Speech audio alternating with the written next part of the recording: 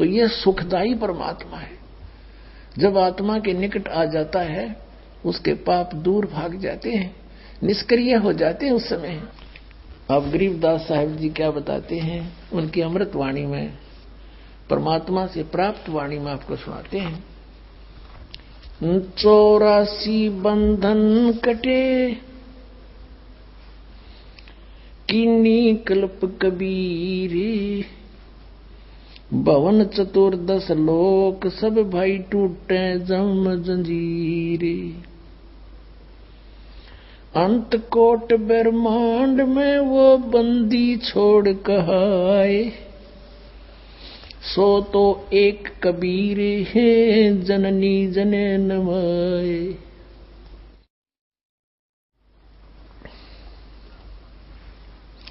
सेवक हो के उतरे इस पृथ्वी के माही, जीव उदाहरण जगत गुरु बार बार बलि जाही। जल थल पृथ्वी गगन में, जल थल पृथ्वी गगन में ये बाहर भीतर एक, पूर्ण ब्रह्म कबीर हैं ये अवगत पुरुष अलेख। सेवक हो के उतरे इस पृथ्वी के माही, जीव उदाहरण जगत गुरु बार बार बलि जाही। अपने आत्माओं, हमने भगवान सुना था पर उसके गुणों से परिचित भी थे, लेकिन ये देखा नहीं था, सुना कहीं कभी नहीं सुना था कि वो भगवान ऐसा है।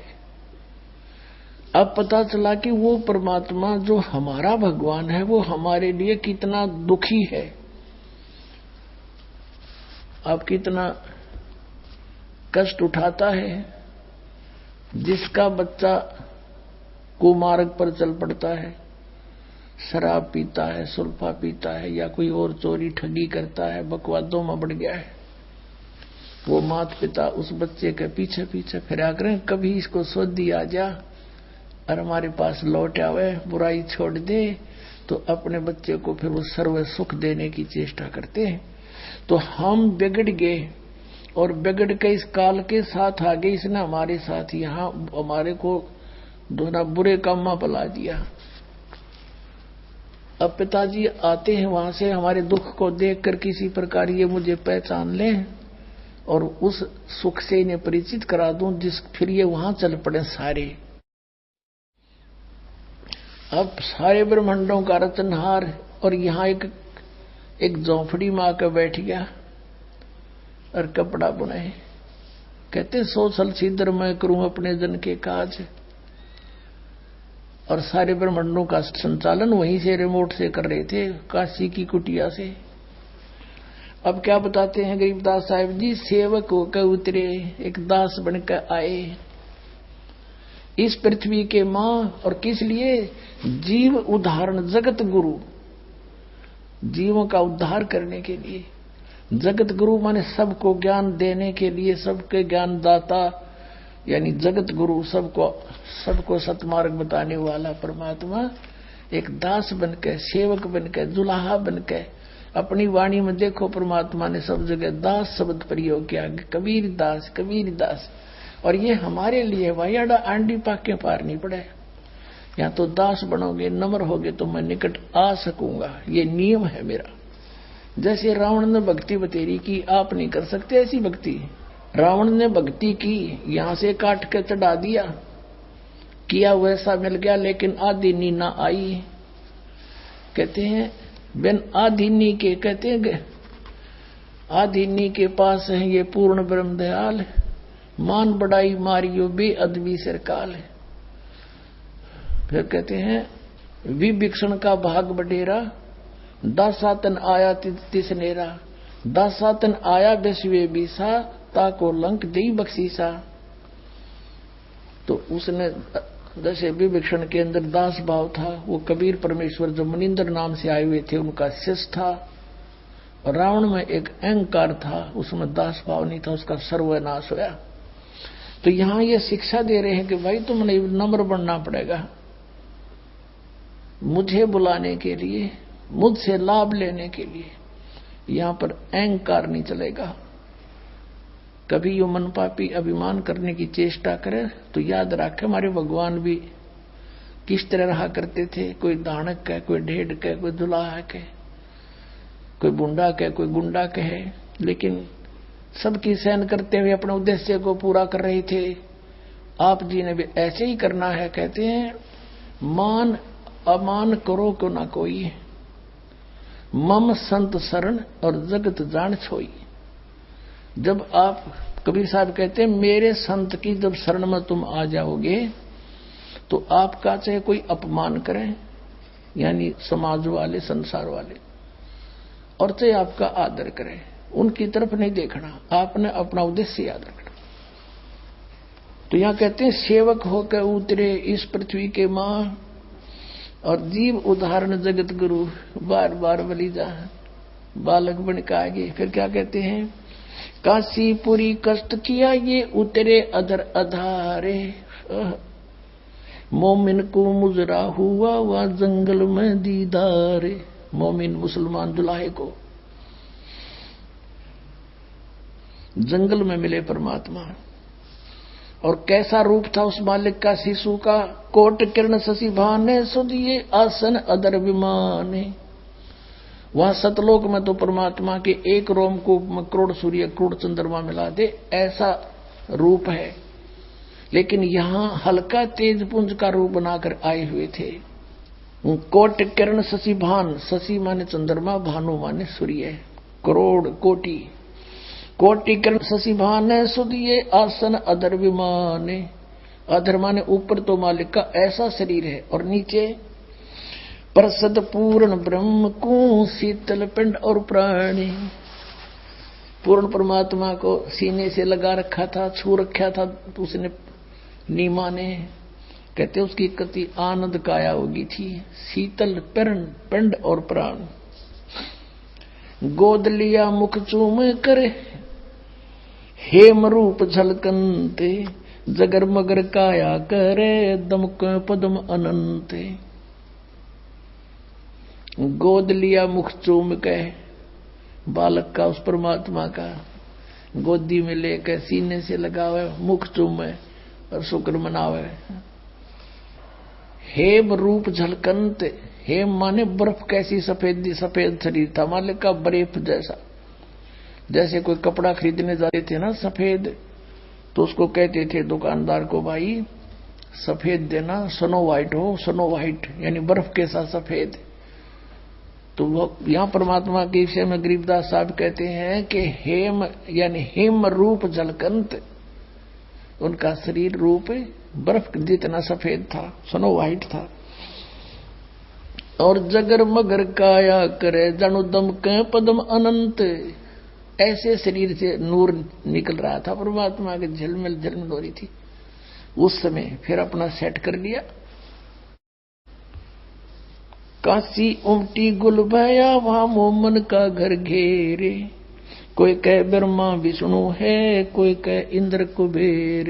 नीरू कहने लगा अपनी पत्नी से कि तू इसने यहीं रख दे, हम साथ नहीं ले जाएंगे। पहले हम हिंदू थे, हमें मुसलमान बना दिया। हिंदुओं से परिचय रहा नहीं, लिंक रहा नहीं, मुसलमानों से इतना संबंध हमारा है नहीं, हमारा कोई नहीं इस नगरी में। लोग पूछेंगे, जनता पूछेगी कहां से लाए, हम कहेंगे कमल के फूल से, और वो हमें प्रताड़ित करेंगे, कहेंगे तुम झूठ बोलते हो, कमल के फूल पर कभी बालक रुक सकता है? और वहां कहां से आ गया इतने गहरे पानी में, मां कैसे छोड़िया इसको, झूठ बोलते हो, ये है। और हमें देश निकाला दे देंगे, बच्चा भी छीन लेंगे।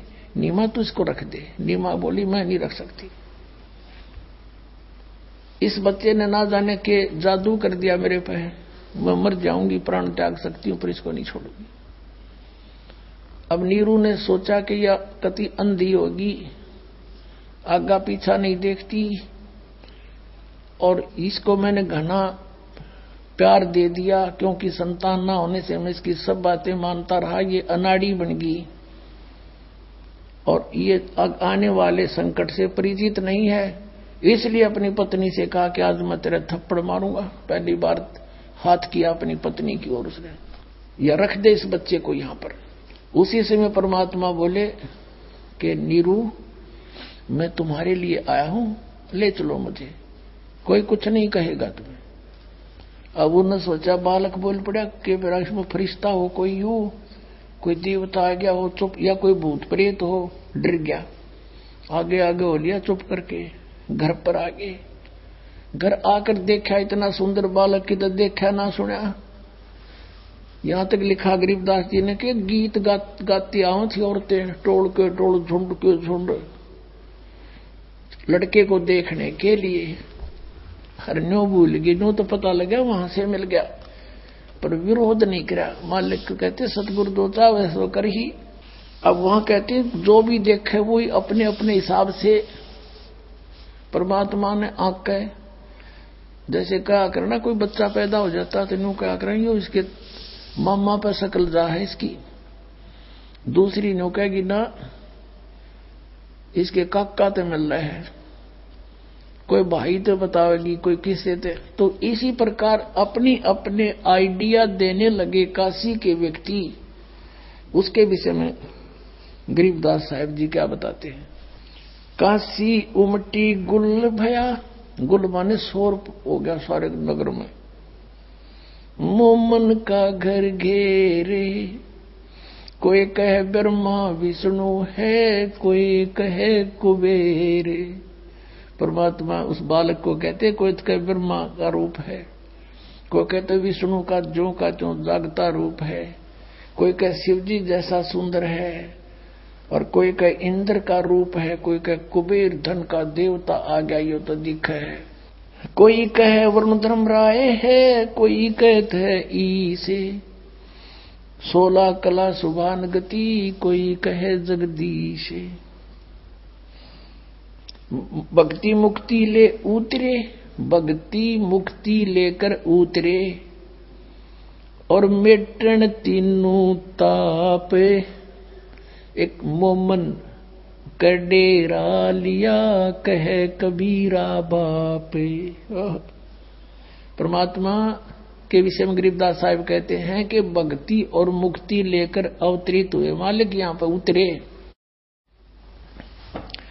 और मेटन तीनों ताप, हमारे सब दुख दूर करने के लिए आए थे। और एक मुसलमान जुलाहे के घर पर डेरा लिया, उसको बाप कहे भगवान। अपने आत्माओं कलेजा मुंह को आता है दास का, जब परमात्मा की ये सच्ची चीज सामने घूमती है। हम कितने दुष्ट हैं, कितने नीच हैं, हम अपने परमात्मा को ना पहचान कर काल के जाल में जानबूझकर फंसे पड़े हैं। वो हमारा पिता है, हमारे लिए भटक रहा है। यू काल कभी भी ना आता, मैंने संभालन कोई मरो से जियो, किसी का आंख फुटो से, किसी की बेटी मरो से बेटा मरो, क्योंकि ये हमारा नहीं है। हमारा तो कबीर साहब है, और वो हमारे पीछे भटक रहा है। इस काल ने हमारी बुद्धि भ्रष्ट करा दी अज्ञान से, कि कबीर तो भगवान हो ही नहीं सकता। और इन औरों को जिनको हम भगवान मान रहे, वो किसने बनाया, भाई कहीं तो इतिहास दिखा दो उनका कि तो वो भगवान की संज्ञा में हो। भगवान किसे कहते हैं? श्रीमद् भगवद गीता अध्याय नंबर 15 के श्लोक नंबर 1 से 4 में बताया, उल्टा लटका हुआ संसार रूपी वृक्ष है, इसके ऊपर को जड़ है, वो तो मूल मालिक समझो, तीनों गुण रूपी शाखा है। 16 और 17 श्लोक में 15वें अध्याय में 3 पुरुष बताए, सर पुरुष और अक्षर पुरुष। सर पुरुष और अक्षर पुरुष ये दोनों नासवान, इनके अंतर्गत जितने प्राणी वो भी नासवान, जीवात्मा किसी की नहीं मरती, वो तो अंडरस्टूड है। 17वें श्लोक में कहा कि उत्तम पुरुष है तू अन्य परमात्मा इति उदाहरते। उत्तम पुरुष श्रेष्ठ परमात्मा तो अन्य ही है। वो कौन है? 8वें अध्याय के 1 श्लोक में अर्जुन ने पूछा परमात्मा आपने 7वें अध्याय के 29वें श्लोक में गीता जी में कहा, वो तत्परम को जानकर सारे अध्यात्म से परिचित व्यक्ति सब कर्मों को समझ करके और जरा और मरण से छूटने का प्रयत्न करता है। यहाँ की किसी वस्तु की इच्छा नहीं रहती उसकी। तो किम तत्परम, वो तत्परम क्या है? 8वें अध्याय के प्रथम मंत्र का उत्तर उसने तीसरे श्लोक में दिया 8वें अध्याय की, कि वो परम अक्षर ब्रह्म है। वो गीता ज्ञानदाता से अन्य है। परम माने श्रेष्ठ, सबसे श्रेष्ठ। 15वें अध्याय के 17वें श्लोक में उसी परम अक्षर ब्रह्म के विषय में कहा है कि उत्तम पुरुष है। उत्तम पुरुष, श्रेष्ठ परमात्मा तो अन्य है। किससे? सरपुरुष और अक्षर पुरुष से। 16वें श्लोक में जो वर्णित है। और वही परमात्मा कहता है, परमात्मा जो श्रेष्ठ भगवान, जो किसी को दुख नहीं दे केवल सुख दे, उसको भगवान कहते हैं, स्वामी कहते हैं। नु तो कसाई भी स्वामी है अपने बकरियां का, पर वो सुखदायी नहीं है। तो इस प्रकार ये काल हमारा स्वामी बना हुआ है और हमें बकरे समझ रहा है। ये हम इसको स्वामी मान रहे हैं, प्रभु मान रहे हैं अपना। हमारा स्वामी तो सतलोक में है और वो यहाँ हमारे लिए भटक रहा है, आता है। वो परमात्मा है, वो दुख नहीं देता किसी को। अब यहाँ के भगवानों को आप देख ले। कपिल मुनि जो है, कपिल ऋषि, ये यहाँ के 24 अवतारों में से एक है, कपिल भगवान। और सगड़ राजा के 60,000 पुत्र थे। वो अपना पृथ्वी पर किसी ने बता दिया वो यज्ञ करें थे। किसी ने बता दिया कि एक तालाब बनवा दे, एक बगीची बनवा दे, एक कुआं बनवा दे, तो उसको एक अश्वमेघ यज्ञ जितना पुण्य होता है। तो उनका ऐसी शरण उठी, 60,000 थे, लाग गए सारी पृथ्वी में खड़े खोदन। पृथ्वी गई विष्णु भगवान के पास और उससे कहा कि भगवान मैं तो जिला वतन कर दी। और किसने कर दी? कि 60,000 सगड़ के पुत्र हैं, सारी खोद गिरी उन्नत में। तो विष्णु भगवान बोला जाओ मैं करता हूं व्यवस्था इसकी। वो वापस आ गई। एक देवी है, प्रत्येक ग्रह के, प्रत्येक पृथ्वी की, सब समुद्र के अलग अलग इन्होंने देवता डिस्ट्रीब्यूट कर रखे। तो पृथ्वी देवी वहां गई। उधर से एक विष्णु ने क्या किया कि इंद्र को कहा कि तेरी गद्दी खतरे में है और 60,000 सगड़ के पुत्र हैं, वो ऐसे ऐसे यज्ञ कर रहे हैं। अब तू देख ले, जब उनकी यज्ञ पूरी होगी तो तेरी गद्दी छीन कर उनको देनी पड़ेगी। अब वो क्या करते थे, उन्होंने घोड़ा रखा हुआ था। उस घोड़े के गले में पंपलेट टांग रखा था कि हमारे मार्ग में जो बाधा करे युद्ध के लिए तैयार हो जा, हमने को रोक कर नहीं। अब वो श्याम ने सारा दिन खोद पाड़ के थक कर सो गए। वो घोड़ा बंध रहा था। अब इंद्र ने भेजे अपने दूत, वो घोड़े को खोल के और कपिल मुनि की जांग का बांधा। वो तपस्या करे था, काफी वर्षों से बैठा था और उसकी आंखों की पलक भी जमीन पर टिकी हुई थी। अब वो ध्यान मग्न था, उसकी जांग का घोड़ा बांधा। अब उस घोड़े की तलाश करी, वह किसी ने पकड़ दिया। सुबह उठे जब वो सारा लापड़दा चल पड़ा, घोड़े की पेड़ देखता देखता ऋषि का बांध रखा जांग के, क्योंकि बिना खाए पिए शरीर सूख के, जैसे इस वट वृक्ष की पीपल की जड़ दिखा कर माटी तो बाहर नारी नारी नू ऐसे वो टांग हो रही थी, उनमें रस्सा बांध आई। अब इन्होंने जाकर क्या देख किया कि उसके आंखों में भाले ला दिए। नू भाले नोकीले, वो भाले एरो, नो सोच कर कि यू और हमारे घोड़े ने बांधे बैठा, देख उसके भाले चबो दिए दोनों तरफ से और कहा उठो पाखंडी, खड़ा हो, युद्ध कर हमारे साथ। अब उसकर ऋषि का हुआ दर्द कसूता न क्यों, हमने जोर तो हमारे गच दे ही। और वो एकदम क्रोध हुआ, उसने ऐसे वो उठा दी पलक। वो तो एटम बम बना बैठा था, न्यो कर दी। वो सारे 60,000 के 60,000 जल गए, अग्निबाण छूटे उसकी आंखों से। 60,000 मार डाले उस कपिल मुनि ने, उनके भगवान ने। और कपिल भगवान के है इसने। श्री कृष्ण जी का इतिहास देख ले, कितने मारे। श्री राम का इतिहास देख ले, और इस परमात्मा का इतिहास देख लो, जब कीड़ी बीमारी होता है कितना जुल्म ढाई परमात्मा के, कभी किसी को बद्दुआ नहीं दी मालिक ने, क्योंकि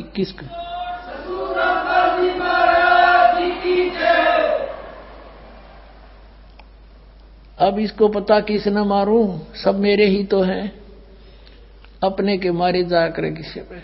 अब आपने ऋग्वेद में पढ़ा, वो सहनशील है, वो कबीर देव सहनशील है। परमात्मा वही है सहनशील, देख लो इतिहास किसी के आज तक। तो वो परमात्मा इति उदारता है, वो परमात्मा भगवान कहता है। तो ये हमारे परमात्मा है, हमारे भगवान है, हमारे लिए भटक रहे हैं। ये सुख सुख देते हैं, दुख नहीं देते। सतलोक में जब चले जाएंगे वहां दुख नाम की वस्तु नहीं है। तो अब हम उस पर आते हैं। अब 25 दिन के हो गए परमात्मा, ना दूध पीवे ना अन्न खावे, दूध न पीवे न अन्न भाखे, नहीं पालने झूलंत। माँ ही पालने झूलंत, माँ ही यानी पालने में झूलंत। अदर अमान ध्यान में वो कमल कला फूलंते। अब क्या बता रहे हैं कि ना दूध पीवे ना अन्न खावे, और शरीर ऐसे प्रोग्रेसिव था, ऐसे बढ़ रहा था जैसे कमल बढ़ा करे। कमल के फूल, कमल का पौधा किसी दल में तो होता ही हो, वहां कितना पानी चढ़ जा, एकदम पानी चाहे फ्लड टाइप भी आ जा, वो साथ की साथ ऊपर चढ़ता चला जाता है, इतना नीचे से इतना प्रोग्रेस कर जाता है।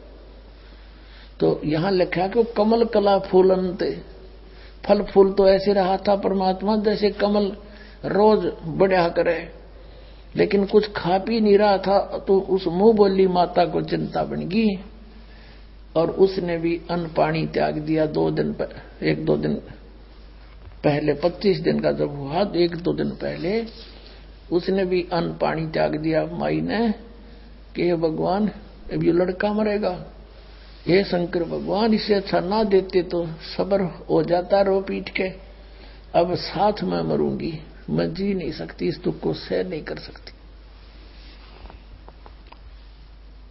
अब परमात्मा ने सोचा बुढ़िया मरेगी, शिव जी को प्रेरणा करी, कहते करावे साइया मन में लहर उठा, और दादू सिरदर जीव के आप बगल हो जा। शिव जी का प्रेरणा कर दी, रिमोट दाब दिया, उसने देखा कौन रो रहा है तुझे याद करके, ना तो दुनिया ने रोए है। वो प्रेरणा मालिक की साधु रूप बनाकर आए मिनटों में यहां पर, और पूछा माई क्या बात है, क्यों रो रहे हो। माई ने कहा बाबा जी आप भी रो पड़ोगे, मेरे दुख न मत सुनो। शंकर भगवान ने कहा माई फिर भी कहते अपना दुख बता दे तो हल्का हो जाता है, आप बताओ तो सही। फिर उसने सारी कथा बताई कि हम निसंतान थे, एक दिन भगवान शंकर को याद किया था सच्चे दिल से, मेरे मालिक ने कमल के फूल पर एक बालक दिया था। अब 25 दिन हो गए, ना कुछ खाता ना पीता। अब यही प्रार्थना कर रही हूं कि या तो मुझे ये देना नहीं था भगवान, अब ले क्यों रही हो। अगर यदि ये मर गया तो साथ ये प्राण साथ जाएंगे आज मेरे, मैं नो रो रही हूं। तब शंकर भगवान ने कहा साधु वेश में कि दिखा माई तेरे बेटे को। वो लाई उठा के और सोचा महात्मा के चरणों में डाल दें, कुछ ये दुआ दे दें, आशीर्वाद दे दे, जो रोटी कुछ खा ले मेरा पुत्र।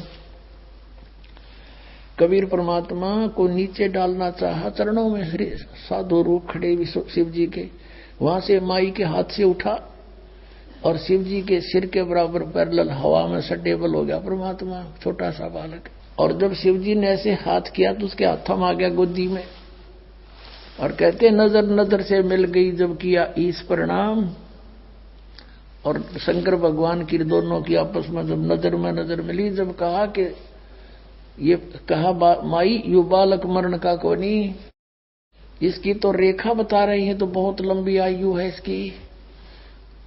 अब वह माई ने बोली बाबा जी ये सुख की सांत्वना का मेरे असर ना हो, अब मेरा तो मैं तो जब मानो जब ये दूध के मैं पी खा लेगा।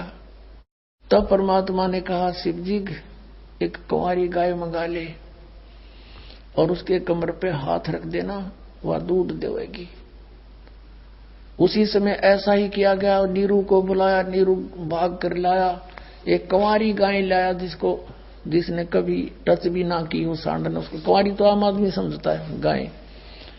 वो बछिया लेकर आए, शंकर भगवान ने थपकी मारी, वह दूध देने लगी। अपने आप स्वतंत्र चल पड़ा। कोरा बर्तन लाए थे, मंगाया था कुमार से, वो नीचे रख दिया धो के। वो भर गया, जब आप पे बंद हो गया और कहा माई अब ले। जब परमात्मा ने गट गट दूध पिया, जब उसका सब्र हुआ। बोलो सतगुरुदेव की जय।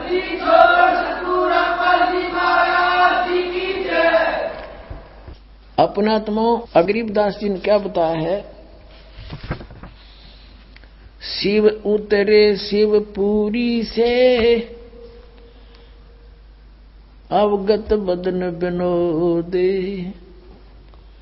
मैं के कमल खुशी भये, लिया ईस को गोदे। उस परमात्मा को अपनी गोदी में ले लिया कबीर भगवान को। नजर नजर से मिल गई, किया ईस परिणाम, धन मोमिन धन पूर्णा, धन ये काशी गांव में। शिव भगवान कहते धन है तुम्हारे किस्मत, धन है इस काशी की जो ऐसा महापुरुष यहाँ पर प्रकट हुआ है। अब न्योक शिव जी ने बेरा ये हैं कौन, लेकिन वो नक्षत्र देखा करें। वो नक्षत्र शब्द 21 परमात्मा के उसी हिसाब से बता दिया कि तो धन भाग इस काशी नगर के जो महापुरुष है यहाँ पर प्रकट हो गया। 7 बार चर्चा करी, बोले बालक बेने। परमात्मा ने कहा शिव को कर मस्तक धरा, ला मोमन एक धैनु। एक धैनु माने गाय, कि जाओ एक गाय ले आओ।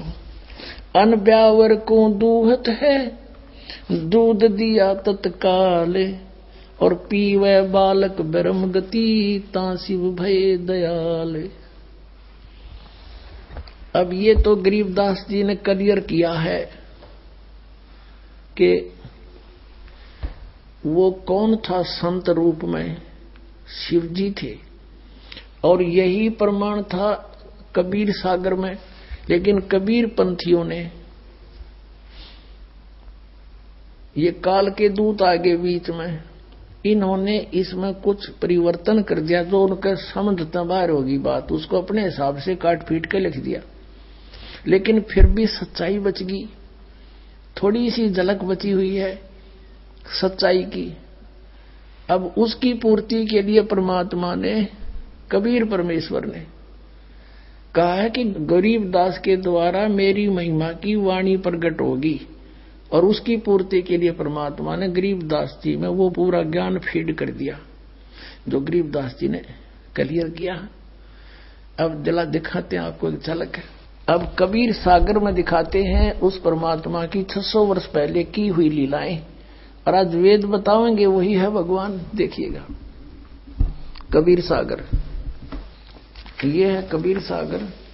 खेमरा श्री कृष्ण दास मुंबई से प्रकाशित कबीर सागर। ये कौन है इसका शोधकर्ता?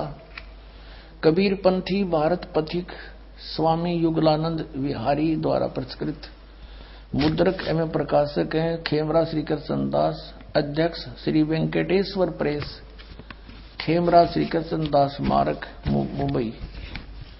मुंबई से। अब इसमें देखना, इन्होंने बतेरा खराब कर दिया, फिर भी सच्चाई रहेगी। ज्ञान सागर और पृष्ठ 72 पे, जब बच्चा मिल गया उसको, सुन दुल्हा बन भयो आनंदा, जिमी चकोर पायो निश्चंदा, ले सुध चले हर्ष मन कीन्या, तासो पुन असबोल ही दीन्या। सुत काशी को ले चले, लोग देखण तय आवे। गरीबदास जी ने जो बोला है वही परमात्मा की लीला में लिखा है कि लोग देखण आवे। जब घर पर पहुंच गया, अन्न पानी बखे नहीं, दुल्ला शोक जनावे। कुछ भी नहीं खाया पिया और दुखी हो गया। फिर गए रामानंद, इन्होंने कहा कि रामानंद जी के पास गया। फिर वो नीरू तब जुल्हा मन कीन दीवाना, रामानंद सो कही उत्पाना। मैं सुत पायो बड़ा गुणवंता, कारण कौन बखे नहीं संता। रामानंद ध्यान तब धारा, जुल्हा सो तब असक वचन उचारा। पूर्व जन्म तू ब्राह्मण जाति, हर सेवा कीन्ही भली भांति। कछु तुम सेवा हर की चूका, ताते भयो जुल्ह का रूपा। प्रीति प्रभु गए तोरी दीनी, ताते उद्धान में सुत तो दीना। अब ये दुल्हा कहता है नीरू के हे प्रभु, मैंने जैसा किया उसा पा गया। अब मैं आपके पास आया हूं, कुछ उपाय बताओ। सो कहिए उपाय गुसाई, बालक अक्षुदावंत कुछ खाई। रामानंद अस युक्ति विचारा, तुम सुत कोई ज्ञानी अवतारा।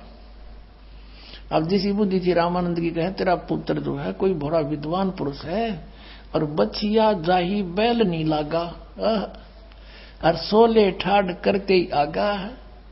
एक बछिया ले आओ जिसको बैल ने कभी टच ना करा हो, अर्थात कंवारी बछिया।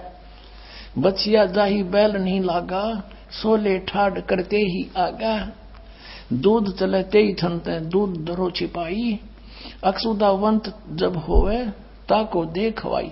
और देखो ये तो इन अपना बताया कि रामानंद ने बताई नहीं, ये मिलावट है। अब यहां है कि जुल्ला एक बछिया ले आवा, और चलो दूध कोई मरम न पावा। वो दूध कौन सा दो चला गया। चलो दूध जुल्हा हरसाना, राख छिपाई कहू नहीं जाना। और किसी का आगे नहीं बताया कि कोई ऐसे बता के गया है। अब ये दूध कौन था, अब यहां इन्होंने रामानंद से जोड़ दी। और लेकिन कहते हैं इतनी दगा काल की छाई, फिर भी तत्बिंदु की टेक रह जाई। ये स्पष्ट है कि जुल्हा एक बछिया ले आवा, चलो दूध कोई मरम नहीं पावा। चलो दूध जुल्हा हरसाना, वो दूध तो चला गया और बड़ा खुश हुआ जो बच्चे ने दूध पी लिया। अपनात्माओं, ये तो कबीर सागर में आपने देखा, ये तो भगवान की लीला। उस परमात्मा ने ऐसी वो करता ही है, वो कर रखी है। अरे इसकी गवाही दे रहे हैं वेद, और वेद जिसका गुण गाओ ही इज गॉड, तो कबीर इज गॉड। अब दिखाते हैं। अब देखिएगा ऋग्वेद मंडल नंबर 9, ये उन्हीं निराकार बताने वालों के कर कमलों से अनुवादित है। भगवान को निराकार बताने वालों के कर कमलों से अनुवादित है। प्रकाशक है सार्वदेशी कार्य प्रतिनिधि सभा, महर्षि दान भवन, रामलीला मैदान, नई दिल्ली। मुद्रक है Prince of set printers, 1510 Pataudi house, Daryaganj, नई दिल्ली। इसके मंडल नंबर 9 सूक्त नंबर 1 का मंत्र नंबर 8 और 9 में स्पष्ट करते हैं। आपके रूबरू कराते हैं ऋग्वेद मंडल नंबर 9 सूक्त 1 और मंत्र 1।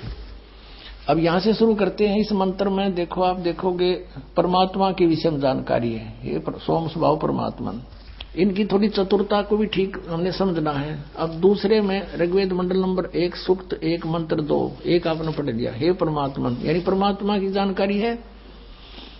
अब तीसरे मंत्र में हे परमात्मा, चौथे मंत्र में हे परमात्मा, पांचवें मंत्र में हे परमात्मा, और छठे मंत्र में ऋग्वेद मंडल नंबर 9 सूक्त 1 मंत्र 6 का हे परमात्मा। अभी न लागी लो बात के यहाँ परमात्मा साकार सिद्ध होगा। कोशिश करी छुपाने की, 7वें में यहाँ पुरुष लिखना शुरू कर दिया उस पुरुष को। 8वें में जो स्पष्ट है उसका शरीर है पुरुष का, उस पुरुष को ऋग्वेद मंडल नंबर 9 सूक्त 1 मंत्र 8 में उस पुरुष को उग्र गतियां प्रेरणा करती हैं। अब यहाँ और उग्र गतियां माने जैसे ही हाहाकार माच रहा और परमात्मा ने दास भेज दिया, या स्वयं भी आ जाते हैं वो परमात्मा, उस पुरुष को उग्र गतियां प्रेरणा करती हैं। यानी ऐसी परिस्थिति भयंकर बन जाती है जब वो आता है, और भासमान शरीर को वह पुरुष प्राप्त होता है। अब पुरुष माने क्या होता है? परमात्मा। इन्होंने यहाँ इसलिए हटा दिया, इन्होंने यहाँ इसलिए उलझा दिया कि यहाँ शरीर लिखा है, भगवान लिखना छोड़ दिया, पुरुष लिख दिया। तो उन्होंने पहले डंडोरा पीटे रखा था, भगवान निराकार, सत्यार प्रकाश में भी निराकार। तो आम आदमी ने सोचा भगवान तो निराकार है, यहाँ कोई पुरुष के बारे में बात होगी। अब आगे देखियो, अब ये देखिए यजुर्वेद महर्षि दानंद ने पुरुष का अर्थ क्या किया है। ये है यजुर्वेद, महर्षि दानव सरस्वती कृत। प्रकाशक है सर्वदेशी कार्य प्रतिनिधि सभा 2/5 महर्षि दानंद भवन, रामलीला मैदान, नई दिल्ली से दानंद सरस्वती कृत। और मुद्रक है Prince of set printers 1510 Pataudi house, Daryaganj, नई दिल्ली से। अब इसके 40वें अध्याय का अंतिम मंत्र है, अंतिम अध्याय है 40वां। इसमें निर्णय दे रखा है वेद ज्ञान भी वही ब्रह्म दे रहा है, गीता ज्ञान भी ब्रह्म ही दे रहा है। अब यह है 44वां अध्याय, 40वां अध्याय यजुर्वेद का, और यह 17वां मंत्र है। इसमें लिखा है कि हे मनुष्यों, ये काल ब्रह्म बोल रहा है वेद को, हे मनुष्यों, जिस ज्योत स्वरूप रक्षक मुझ से, ये ज्योत स्वरूपी काल है, निरंजन है, अविनाशी यथार्थ कारण के आच्छादित मुख के तुल्य अंग का प्रकाश किया जाता है, जो वह प्राण व सूर्य मंडल में पुरुष माने पूर्ण परमात्मा है। वह तो परोक्ष रूप है, वो तो गुप्त है। पुरुष माने पूर्ण परमात्मा हो गया सिद्ध। अब हम आते हैं ऋग्वेद में, देखिएगा वही ऋग्वेद मंडल नंबर 9 जो अभी आपको दिखाया था, ये यहां से प्रकाशित है और ये इसके मुद्रक हैं। ऋग्वेद मंडल नंबर 9 सूक्त नंबर 1 और मंत्र नंबर हम 8 पर आगे। यहां इन्होंने पुरुष लिखना शुरू कर दिया बात को उलझाने के लिए। तो उस पुरुष को, उस पूर्ण परमात्मा को, पुरुष माने हो गया पूर्ण परमात्मा, उग्र गतियां प्रेरणा करती हैं भासमान शरीर को, वह पुरुष व परमात्मा पूर्ण ब्रह्म प्राप्त होता है।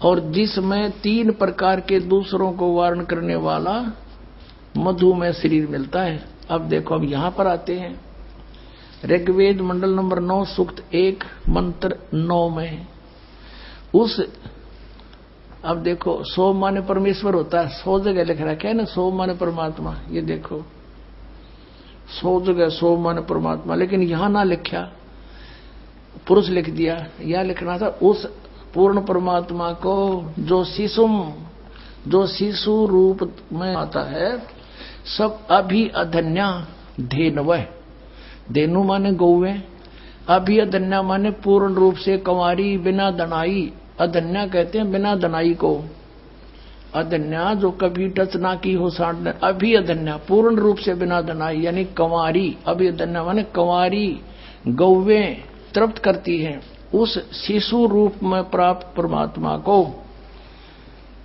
के परवरिश की लीला, ये समझ लो।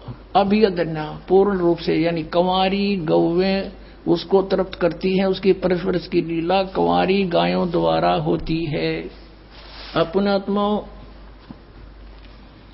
वो कितना दयालु है आपके ऊपर, उस परमेश्वर ने ये समय निर्धारित कर रखा है आप सबको पार करने का, और कंप्रोमाइज कर रखा है इस काल ने कि कलयुग में आप कितने जीव ले जाना। तो पुण्यात्माओं, जैसे परमात्मा आते हैं, अच्छी आत्माओं को मिलते हैं, उसको ज्ञान से परिपूर्ण करते हैं। उनमें से एक आदरणीय धर्मदास साहिब जी हैं, जिनको परमात्मा मिले। आदरणीय गरीबदास साहिब जी हैं, जिनको परमात्मा मिले। आदरणीय नानक साहिब जी हैं, आदरणीय मुल्कदास साहिब जी हैं, आदरणीय दादू साहिब जी हैं, आदरणीय घीसादास साहिब जी, इनको परमात्मा मिले और इनको रहस्य बताया। उनमें से धर्मदास साहिब जी से जो मिले, उन्होंने लिपिबद्ध किया जो वार्ता भगवान से हुई। तब धर्मदास जी परिचित हुए उस लोक से और देखा यह हाल हमारा। तब कहे भगवान आप तो दयालु हो, दया कर दो अपने बच्चों पर, इनको ले चलो वही। तो परमात्मा ने कहा आप देख रहे हो ये काल के दूत कैसे झूठ बोल रहे हैं। ये कहते हैं ब्रह्मा विष्णु महेश अविनाशी हैं और ये सारे आपको दिखा दिया मैंने, ये नासवान है। तो उसने कहा धर्मदास ने, भगवान फिर क्यों कर बात बनेगी। परमात्मा ने कहा धर्मदास डट जा।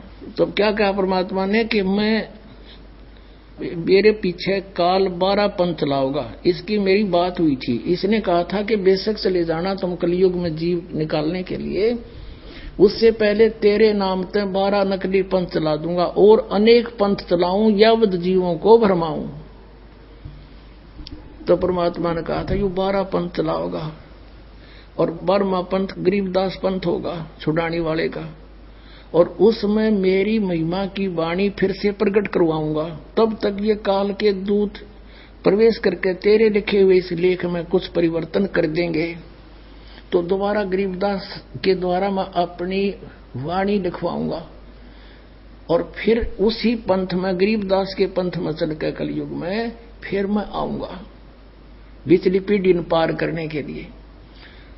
फिर का धर्मदास ने कहा परमात्मा आप कब आओगे कि कलयुग बीच? कहते हैं ये जो आज मैं कह रहा हूं ना तेरे को ये वचन, ये उस समय सिद्ध होंगे जब कलयुग बीते 5500 पाचा, तब ये मेरा वचन होगा साचा।